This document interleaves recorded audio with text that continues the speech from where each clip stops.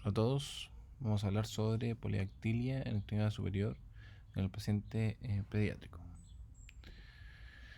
Como introducción, tenemos que saber que la polidactilia es una de las deformidades congénitas más comunes de la mano y hace referencia a una presencia extra de dedos. Frecuentemente son aisladas, pero hay que también sospechar síndromes asociados. La incidencia puede ser de 0,3 a 1,2 por 1000 nacidos vivos y la relación es mayor en hombres, 2,5 versus a 1 en mujeres. La mayoría de los casos es unilateral. Cuanto a la fisiopatología, tenemos que saber que durante la embriogénesis, el crecimiento y el desarrollo de las extremidades, el primordio de la extremidad superior aparece en el día 24 y el de la extremidad inferior en el día 28. Entonces vamos a tener tres centros de señalización que controlan el aumento tridimensional de la extremidad. Entonces tenemos el centro próximo distal, que es el crecimiento del hombro hasta la mano, en el caso de la extremidad superior. Tenemos el crecimiento de control anteroposterior, que sería el radial ulnar. Y tenemos el centro dorsoventral, que es el crecimiento desde el dorso de la mano a la palma de la mano. En el caso de las polidactilias, tendríamos una alteración en el control anteroposterior. La polidactilia tenemos tres tipos, que son la postaxial, central y la preaxial. La más común es la postaxial, en que también es conocida como la ulnar. Abarca un largo espectro desde estructuras cutáneas rudimentarias hasta dedos funcionales bien desarrollados. Este se desarrolla, o sea, se asocia a síndromes en un 10% de los casos. Algunos de los síndromes que están asociados son el orofacio digital, el síndrome Meckel-Gruber o la trisomía 13 o síndrome de Patau. En cuanto al estudio, siempre toma radiografía de la mano afectada y también de la radiografía, o sea, de la mano contralateral, porque pueden haber lesiones asociadas que en realidad, o sea, o deformidades asociadas que en realidad no se ven en el examen físico, pero que están presentes en la radiografía. La clasificación, tenemos a grandes rasgos dos tipos, la Stalin y Turek, que la tipo 1 es solo de tejidos blandos, la tipo 2 tiene estructuras óseas y la tipo 3 es un rayo completamente duplicado que incluye el metacarpiano. Y la Temptani McCusick tipo A y B, donde la A es un dedo completo, forma, y el tipo B es un dedo incompleto. El manejo de la polidactilia postaxial depende del grado de desarrollo y la unión que tenga el dedo extra.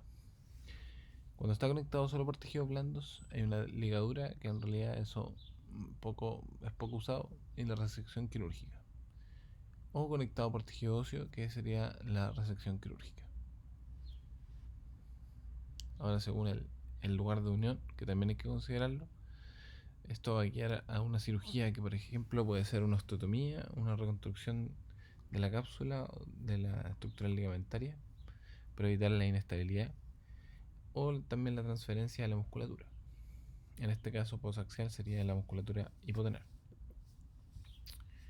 Cuando está conectada solo por tejidos blandos, existe la ligadura, que es muy rudimentaria, igual que el clip vascular. Y también tenemos la resección quirúrgica, que evita complicaciones de la ligadura, como por ejemplo el dolor, la posible infección, neuromas también que se pueden generar.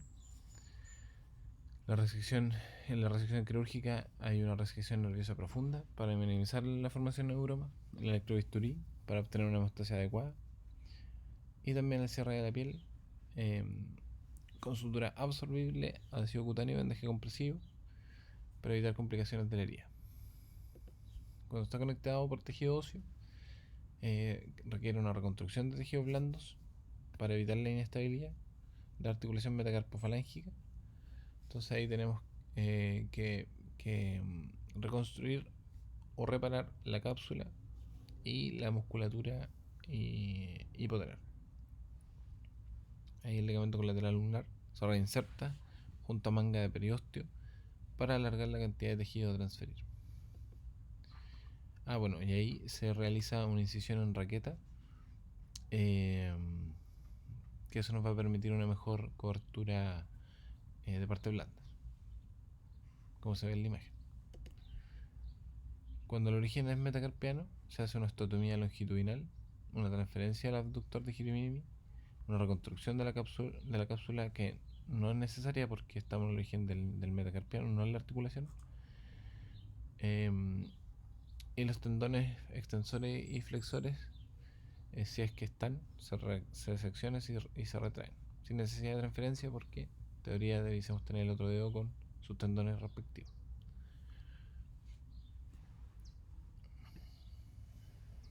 En cuanto a las técnicas quirúrgicas, también lo que nombraba recién, pero acá dividido de acuerdo a la clasificación. Las tipo 1, que sería de tejido blando, una resección, y la tipo 2 y 3, una osteotomía, la reconstrucción ligamentaria articular y de partes blandas. En este trabajo mostraron unos buenos resultados en todos los pacientes manejados con esta técnica. La poliactividad preaxial, en cambio, es del otro extremo, es del extremo radial. Afecta al pulgar, por lo tanto. Es menos común que la posaxial, pero se asocia más a síndromes genéticos. La incidencia de 0,08 a 1,4 por 1000 nacidos vivos. La presentación es variable desde una falange distal bífida hasta duplicación completa del rayo.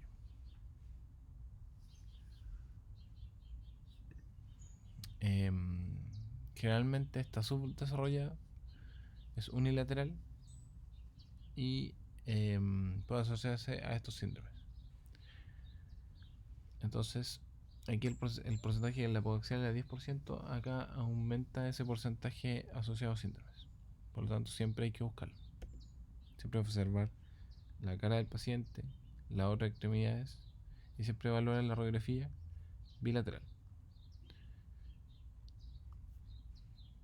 Y sobre todo la mano afectada. En cuanto a la clasificación, tenemos la clasificación de Basel del 1 hasta el 7, donde es la 1 es una falange distal que es bífida, la 2 está la falange distal está es doble, completa, y así sucesivamente de la falange más proximal, también del metacarpiano, y en la 7 que ya tenemos un pulgar que es trifalángico. El tratamiento, el objetivo va a ser el pulgar móvil, estable, mayor tamaño o un tamaño normal y forma adecuada. Hay que hacer una educación tanto a los papás como al paciente, que más a los papás probablemente porque el paciente no va a entender mucho la indicación, pero que el dedo habitualmente nunca va a ser idéntico al contralateral, que en teoría es normal, porque siempre va a ser más pequeño y menos funcional. Y la idea ideal de la cirugía es antes de los 2 años. Eso más que nada por las habilidades motoras finas que se desarrollan a esta edad. En cuanto al manejo, tenemos la ablación simple, que en realidad más que nada la técnica es cortar al nivel de la base de la duplicación y por ejemplo en este caso un clip vascular que se deja por 14 días. Habitualmente no se usa. Tenemos la resección y la reconstrucción, que en la mayoría de los casos se reseca el pulgar que es más radial. Entonces tenemos también la incisión en forma de raqueta para preservar mejor las partes blandas y tener una buena cobertura. Los tendones se seccionan o se transfieren y el abductor perichel longus se transfiere a la falange proximal que se retiene, que sería la más cubital. Y también habría que hacer una sección nerviosa profunda para evitar el neuroma, con cortes netos, ¿cierto? Y escondiendo bien el nervio. En el caso de la duplicación en la articulación, el ligamento colateral radial se transfiere del pulgar retenido para mantener la estabilidad.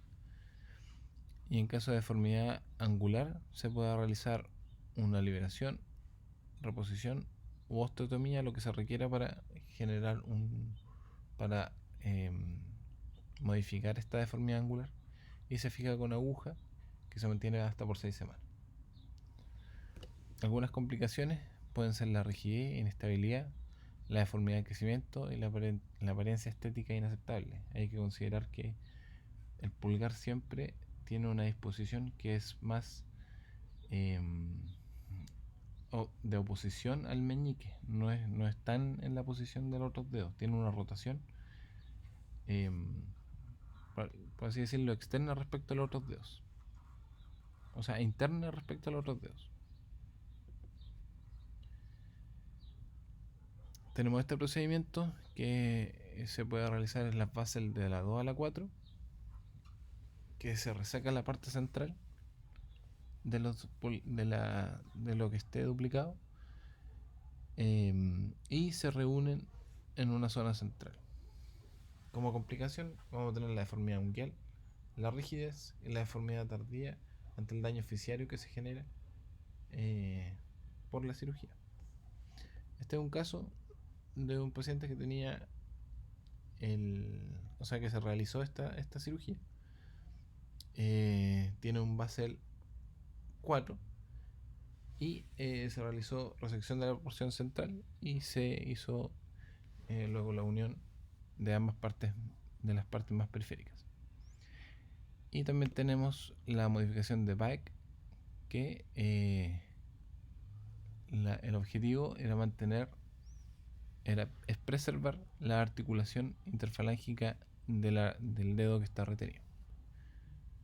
Entonces sacábamos la parte del dedo retenido, sacamos solo una parte periférica, y del dedo a resecar sacábamos el segmento necesario, y se hacía la osteotomía respectiva para mantener la alineación adecuada.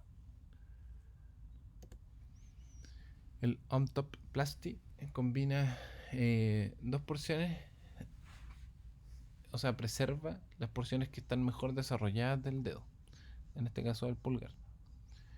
¿Ya? Eso es a grandes rasgos. Por ejemplo, en este caso, donde tenemos un dedo en que la parte más proximal, en la radiografía inferior se ve que la parte más proximal del dedo más radial está mejor desarrollada, y la parte distal del dedo más cubital está más desarrollada. Entonces lo que hacen es unir las mejores partes, obviamente esto con microcirugía, y se logra por ejemplo en este caso, un buen resultado estético y funcional.